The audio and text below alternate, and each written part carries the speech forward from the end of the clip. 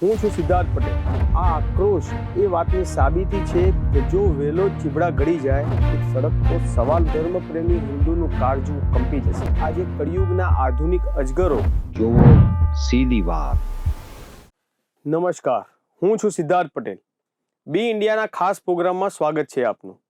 આજના ખાસ અહેવાલની શરૂઆત કરીશું એક કહેવતથી કે જો વેલો ચીબડા ગળી જાય તો ફરિયાદ કોને કરવી. આ કહેવત આજે ગુજરાતની જનતા અને દેશભરના કરોડો સનાતની ભક્તોના હૃદયમાં એક સળગતો સવાલ બનીને ભભૂકી રહ્યું છે. જે ભૂમિ પર ક્યારેક સુવર્ણ નગરી દ્વારિકા વૈભવથી છલકાતી હતી, તે જ ભૂમિ પર આજે કળિયુગના આધુનિક અજગરો ભગવાનના ખજાનાને જ ગળી ગયા હોવાના સનસનાટીપૂર્વક આક્ષેપો થઈ રહ્યા છે. અયોધ્યાના રામ મંદિરથી લઈને તિરુપતિ બાલાજી સુધી સમયાંતરે ભ્રષ્ટાચારના આક્ષેપો છાપરે ચડીને પોકાર્યા છે. પણ જે વિગતો હવે ગુજરાતના સુપ્રસિદ્ધ શ્રી બેટ દેવસ્થાન સમિતિ એટલે કે બેટ દ્વારકામાંથી બહાર આવી રહી છે, તે સાંભળીને કોઈ પણ ધર્મપ્રેમી હિન્દુનું કાળજું કંપી જશે. રામ મંદિર ટ્રસ્ટના સંચાલકો ઉપર ભ્રષ્ટાચારના આક્ષેપો અને તપાસ ધરપકડ જેવા દિંડકો ચાલી રહ્યા છે. રામ મંદિરમાં ભ્રષ્ટાચાર અને અત્યાર સુધી રામ મંદિર જ રામ ભરોસે હોવા જેવો કયાસ જોવામાં આવી રહ્યો છે. ત્યારે મંદિરોમાં ભ્રષ્ટાચાર ભારત માટે તો નવી વાત જ નથી જ. પૂર્વે અનેક દેવસ્થાનોના ખજાના ખાલી કરવાના આક્ષેપો જે તે સ્થાનના ટ્રસ્ટ મંડળ કે સંચાલકો પર લાગ્યા જ છે. ગૂગલમાં સર્ચ કરશો તો આટલા સ્થાનો તો પલભરમાં આવી જ જશે. ગૂગલ કહે છે કે ભારતમાં ઘણા મોટા અને સુપ્રસિદ્ધ મંદિરોમાં સમયાંતરે ભ્રષ્ટાચાર, દાનની રકમમાં ગેરરીતિ, ચઢાવવાની વસ્તુઓની હેરફેરી, ટ્રસ્ટ મેનેજમેન્ટ કે વહીવટી અનિયમિતતા જેવા આક્ષેપો થયા છે. તિરુપતિ બાલાજી દાન, લાડુ, પ્રસાદની સામગ્રી, ટેન્ડર અને વહીવટને લઈને સમયાંતરે આક્ષેપો થયા છે. ખાસ કરીને પ્રસાદ માટેના ઘી સપ્લાય અને વ્યવસ્થાપન અંગે વિવાદો થયા છે. શ્રી જગન્નાથપુરી મંદિર, ઓડિશા મંદિરની અંદરની વ્યવસ્થા, સેવકો દ્વારા ભક્તો પાસેથી વધારાની રકમ લેવાના આક્ષેપો થયા છે. વહીવટી પારદર્શિતાને લઈને પણ અનેક વખત ચર્ચાઓમાં આવી ચૂક્યા છે. શ્રી પદ્મનાભ સ્વામી મંદિર ખજાનામાં રહેલા સોના ઝવેરાત અને સંપત્તિના સંચાલન અંગે લાંબા સમય સુધી કાનૂની વિવાદ અને તપાસ ચાલી રહી હતી. સબરીમાલા મંદિર સોનાના ચઢાવા, પ્લેટિંગ અને મંદિર સામગ્રી સંબંધિત ગેરરીતિના આક્ષેપો સામે આવ્યા છે. વૈષ્ણવદેવી મંદિર ચઢાવવાની ચાંદી, વસ્તુઓ અને દાન વ્યવસ્થાને લઈને કેટલાક આક્ષેપો અને તપાસની માંગ ઉઠી હતી. શ્રી રામ જન્મભૂમિ મંદિર તાજેતરમાં જ દાન વ્યવસ્થામાં ગેરરીતિ અને દાનની રકમના કથિત ગેરવહીવટના આક્ષેપો થયા છે. આ મામલે તપાસ પણ યથાવત ચાલુ છે. બદ્રીનાથ મંદિર અને કેદારનાથ મંદિર મંદિર સમિતિના ખર્ચ અને ભંડોળના ઉપયોગ અંગે સમયાંતરે સવાલો ઉઠ્યા છે. શિરડી સાઈબાબા મંદિર વિશાળ દાન ફંડના ઉપયોગ, વ્યવસ્થાપન અને ટ્રસ્ટના નિર્ણયોને લઈને સમયાંતરે ચર્ચામાં રહી ચૂક્યા છે. મંદિરોમાં સૌથી સામાન્ય આક્ષેપો દાન પેઢીથી લઈને રકમમાં ગેરરીતિ, ચઢાવવાના સોનાના ચાંદીની હેરાફેરી, વીઆઈપી દર્શન માટે ગેરકાયદેસર પૈસા લેવાના આક્ષેપો, ટેન્ડર ખરીદીમાં અનિયમિતતા, ટ્રસ્ટના ફંડના ઉપયોગ પર સવાલ. ગૂગલ તો તે જ કહે છે જે ચાપરે ચડ્યું હોય, અને ગૂગલ પ્રમાણે ભારતના સર્વોચ્ચ આસ્થા સ્થાનોમાં મોટા ઘોટાળા અને લૂંટફાટ નોંધાવવામાં આવેલી છે. આ તો વાત થઈ દેશના મોટા આસ્થા કેન્દ્રોની, પણ ગુજરાતમાં પણ ઓછા છબરડા અને લૂંટફાટ નથી. ગુજરાતી હોવાના કારણે આપણને યાદ જ હશે કે ગુજરાતના આ દેવસ્થાનોના વહીવટકર્તાઓની કરતૂતો કેવી રહી છે કે કેવી છે. મોટાભાગના મુદ્દાઓ ભ્રષ્ટાચાર અને વહીવટી પારદર્શિતા સંબંધી જ રહ્યા છે.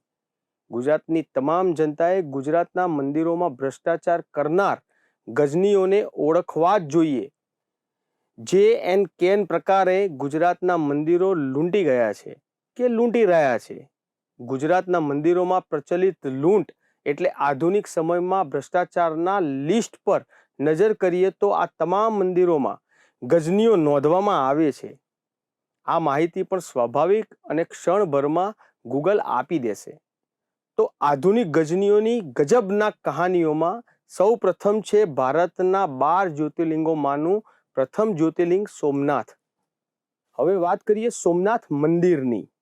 મંદિર ટ્રસ્ટના વહીવટ, દાનની આવક અને ખર્ચની પારદર્શિતા અંગે સમયાંતરે સવાલો ઉઠ્યા છે. મંદિર આસપાસની જમીન, વિકાસ કાર્યો અને ટ્રસ્ટની સંપત્તિના ઉપયોગ અંગે પણ જાહેર ચર્ચાઓ થઈ ચૂકી છે.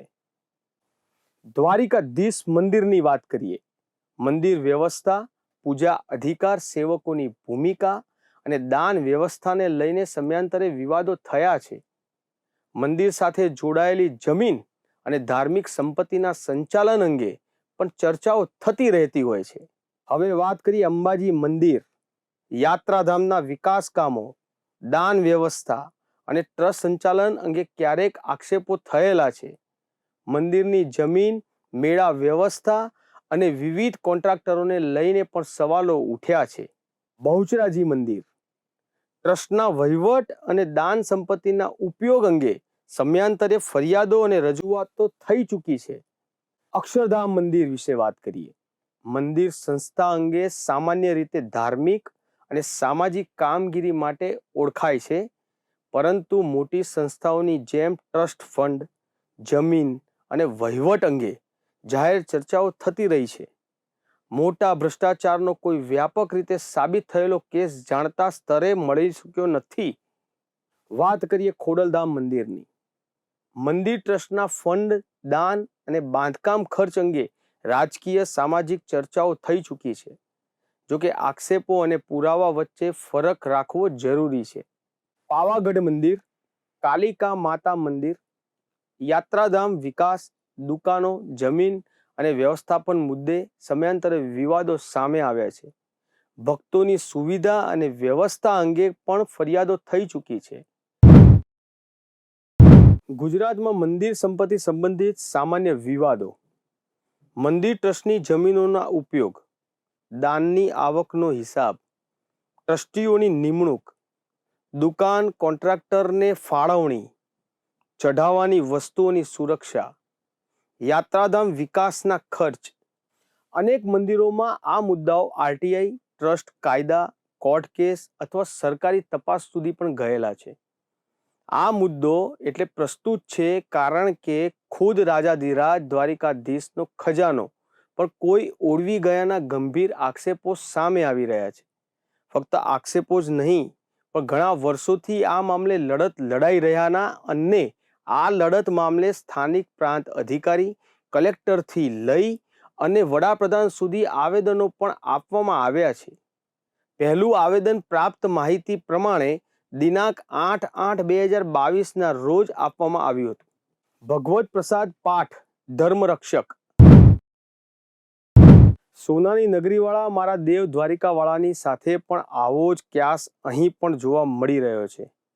પુરાતન કાળમાં જેમ સોનાની નગરી દ્વારિકાને દરિયો ગળી ગયો હતો, તેવી જ રીતે કળયુગમાં રાજાધિરાજના ખજાનાને આધુનિક અજગરો ગળી ગયા હોવાના આક્ષેપો ઉઠી રહ્યા છે.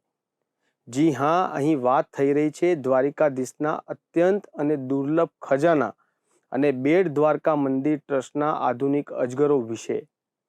આક્ષેપો છે વેલો એટલે કે આધુનિક અજગરો પર, કે આ અજગરો દ્વારિકાધીશના બેટ દ્વારકા મંદિર કે જેને દ્વારિકાધીશનો રાણીવાસ પણ કહેવાય છે, તેનો કરોડો કે તેથી વધુ અરબોનો ખજાનો ઓળવી ગયા છે. કરોડો અબજોની લૂંટ અને આ લૂંટ કરનાર ગજનીઓ અને લૂંટને કેવી રીતે અંજામ આપવામાં આવ્યો તે સમજવા માટે આપણે બેટ દ્વારકા મંદિર અને તેની સંચાલન વ્યવસ્થાને પહેલા સમજવી પડશે. બેટ દ્વારકા મંદિર વિશે વાત કરવામાં આવે તો આ દેવસ્થાન અંતર્ગત ભગવાન દ્વારિકાધીશનું મંદિર, ભગવાન સાથે તેમના પટરાણીઓના મંદિરો સહિતના લગભગ 20 જેટલા મંદિરો આવેલા છે. તમામ મંદિરોના વ્યવસ્થાપકો અને પૂજારીઓ સહિતના સેવકો અલગ અલગ હોય છે. આ દેવસ્થાનને એક સમિતિ એટલે કે ટ્રસ્ટ દ્વારા વ્યવસ્થાપિત કરવામાં આવેલી છે. બેટ દ્વારકા મંદિર એક જાહેર પબ્લિક ટ્રસ્ટ દ્વારા સંચાલન કરવામાં આવે છે. નામ છે શ્રી બેટ દેવસ્થાન સમિતિ, બેટ દ્વારકા ગુજરાત ટ્રસ્ટનો રજિસ્ટ્રેશન નંબર છે A43 છે અને તે વર્ષો પૂર્વે આઝાદી સમયે સ્થાપિત કરવામાં આવેલું છે. સાંપ્રાત સમયે આ મંદિર કે ધર્મસ્થાન ગુજરાતના ગાયકવાડ સ્ટેટની માલિકીમાં હતું અને આઝાદી પછી તેને સાર્વજનિક ટ્રસ્ટમાં રૂપાંતરિત કરવામાં આવ્યું હતું. ટ્રસ્ટની ગતિવિધિઓ પણ ગુજરાત સરકાર અને પ્રતિષ્ઠિત નોમિનેટેડ લોકોનો અંકુશ હોવાનું હાલમાં પ્રાપ્ત વિગતો પરથી માલુમ થાય છે. ટ્રસ્ટમાં દર 5 વર્ષે ચૂંટણી અને નોમિનેશન દ્વારા ટ્રસ્ટીઓની નિમણૂક કરવામાં આવે છે. ટ્રસ્ટની તમામ ગતિવિધિઓમાં સ્થાનિક પ્રાંત અધિકારીની હાજરી અનિવાર્ય છે અને તેના વડપણમાં જ નિમણૂક, મીટિંગ અને ઓડિટ જેવી તમામ બાબતો થાય છે. મુખ્ય મુદ્દા પર આવતા બેટ દેવસ્થાન સમિતિ પર અનેક ભ્રષ્ટાચાર, ખજાનો ગાયબ કરી દેવો કે ઓળવી જવો, વ્યવસ્થાપનમાં મિલાપણા અને ગરબડી કરવાના તેમજ વર્ષોથી ટ્રસ્ટ સંસ્થાપના નિયમોના ભંગ જેવા ગંભીર આક્ષેપો કરવામાં આવી રહ્યા છે. દેવભૂમિ દ્વારકા અને ખાસ કરીને બેટ દ્વારકા માત્ર એક ભૌગોલિક વિસ્તાર જ નથી, પરંતુ કરોડો સનાતની હિન્દુઓની અતૂટ આસ્થાનું જીવંત કેન્દ્ર છે. ભગવાન શ્રી કૃષ્ણની કર્મભૂમિ તરીકે ઓળખાતી આ પવિત્ર ભૂમિ પર આજે ગંભીર પ્રશ્નોના વાદળો ઘેરાયા છે. અયોધ્યામાં ભગવાન રામના મંદિર અને મથુરામાં કૃષ્ણ જન્મભૂમિના વિવાદોની જેમ જ બેટ દ્વારકાધીશના મંદિરમાં રહેલા પ્રાચીન ખજાના અને મંદિરની વર્તમાન વ્યવસ્થા સામે અનેક સવાલો ઊભા થયા છે. આ સમગ્ર મામલાના વર્ષોથી લડત કરનારા અનેક લોકો દ્વારા કરવામાં આવેલા ચોંકાવનારા ખુલાસાઓ એક એવી સ્થિતિ તરફ ઇશારો કરે છે જ્યાં આસ્થાના નામે કથિત રીતે મોટું કૌભાંડ આચરવામાં આવ્યું હોય તેવું લાગી રહ્યું છે. વાત વર્ષ 1984ની છે, જ્યારે સુરક્ષાના બહાના હેઠળ ભગવાનના શણગાર, કિંમતી હીરા, મોતી, માણેક અને સોના ચાંદીના આભૂષણોથી ભરેલા 8 મોટા પટારા બેટ દ્વારકાથી અમદાવાદની બેંકના લોકરમાં ખસેડવામાં આવ્યા હતા. આજે 4 દાયકા કરતાં પણ વધુ સમય એટલે કે 42 વર્ષ વીતી ગયા છે, છતાં કોઈને પણ ખબર નથી કે એ ખજાનો ક્યાં છે, કેટલો છે અને કઈ સ્થિતિમાં છે. શું એ ખજાનો ખરેખર સુરક્ષિત છે કે પછી ભ્રષ્ટાચારના ગર્તામાં વિલીન થઈ ગયો છે? સરકારી અધિકારીઓ અને પ્રાંત અધિકારીના વડપણ હેઠળ ચાલતા આ પબ્લિક ટ્રસ્ટમાં પારદર્શિતાના ધજાગરા ઉડી રહ્યા છે. ધર્મરક્ષા સમિતિ અને સામાજિક આગેવાન બુધાબા ભાટી દ્વારા વર્ષ 2022થી લઈને આજ દિન સુધી સ્થાનિક કલેક્ટરથી માંડીને દેશના વડાપ્રધાન અને રાષ્ટ્રપતિ સુધી આવેદનપત્રો આપીને આ ધર્મયુદ્ધ લડવામાં આવી રહ્યું છે, છતાં તંત્ર મૌન છે. ત્યારે સવાલ એ થાય છે કે જો દાળમાં કંઈ કાળું નથી તો સરકાર અને વહીવટી તંત્ર આ ખજાનાની સત્તાવાર સ્થિતિ જાહેર કેમ નથી કરતું? શા માટે ઓડિટ અને તપાસના નામે માત્ર લીપાપોતી થઈ રહી છે? ગુજરાતની જનતાને, દેશના કરોડો ભક્તોને આ કાળું સચ્ચાઈ દેખાઈ રહી છે, પણ સવાલ એ છે કે શું ઊંઘતી સરકારને આ દેખાય છે ખરું? આજે અમે આ આધુનિક ગજનીઓ અને અજગરોનો પર્દાફાશ કરીશું, જેઓ આસ્થાના નામે કરોડો અબજોની લૂંટ ચલાવી રહ્યા છે. સમગ્ર હરકતો પર નજર નાખવા સાથે સાથે થઈ રહેલા આક્ષેપો અને આક્ષેપો કરનારાની લાંબી લડત અને ન મળતા પ્રતિસાદને ધ્યાનમાં રાખીને પ્રથમ રીતે દાળમાં કંઈક કાળું તો દેખાય છે. ગુજરાતની જનતાને દેખાય છે, ધર્મપ્રેમી ભારતને દેખાય છે. શું સરકાર તમને દેખાય છે? આજે સવાલ માત્ર 8 પટારા કે કરોડો અબજોના સોના ચાંદીનો નથી. સવાલ એ કરોડો ભક્તોની અતૂટ આસ્થા અને વિશ્વાસનો છે, જેને આ આધુનિક ગજનીઓએ પોતાના સ્વાર્થની વેદી પર ચઢાવી દીધો છે. ભગવાન કૃષ્ણની આ પવિત્ર ભૂમિ પર બેસીને જે લોકોએ પ્રભુના ચરણોમાં આવેલું દાન ઓળવી જવાનું પાપ કર્યું છે તેમણે યાદ રાખવું પડશે કે સુવર્ણ નગરી દ્વારિકાના રાજાધિરાજ બધું જોઈ રહ્યા છે. વર્ષ 2022થી શરૂ થયેલી આ લડત, આવેદનપત્રનો આ દોર અને બેટ દ્વારકા ધર્મ રક્ષા સમિતિનો આ આક્રોશ એ વાતની સાબિતી છે કે સનાતની સમાજ હવે મૂંગો બેસી રહેવાનો નથી. તંત્ર ભલે ગમે તેટલી લીપાપોતી કરે, વહીવટદારો ભલે ગમે તેટલા કાયદાકીય ઓઠા નીચે છુપાય, પણ સત્ય ક્યારે લાંબો સમય કેદ રહી શકતું નથી. જો વેલો જ ચીબડા ગળતી રહેશે તો આ દેશની જનતા લોકશાહીના ચોકમાં એ વેલાને ઉખાડી ફેંકતા અચકાશે નહીં.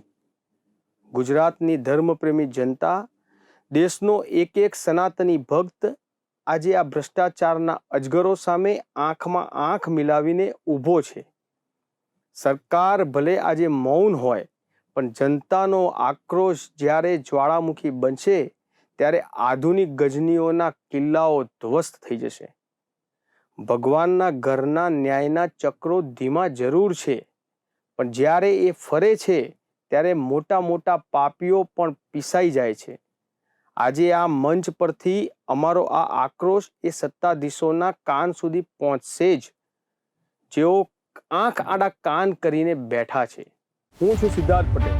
આ આક્રોશ એ વાતની સાબિતી છે કે જો વેલો ચીબડા ગળી જાય તો સડક તો સવાલ ધર્મપ્રેમી હિન્દુનું કાળજું કંપી જશે. આજે કળિયુગના આધુનિક અજગરો જુઓ સીધી વાત.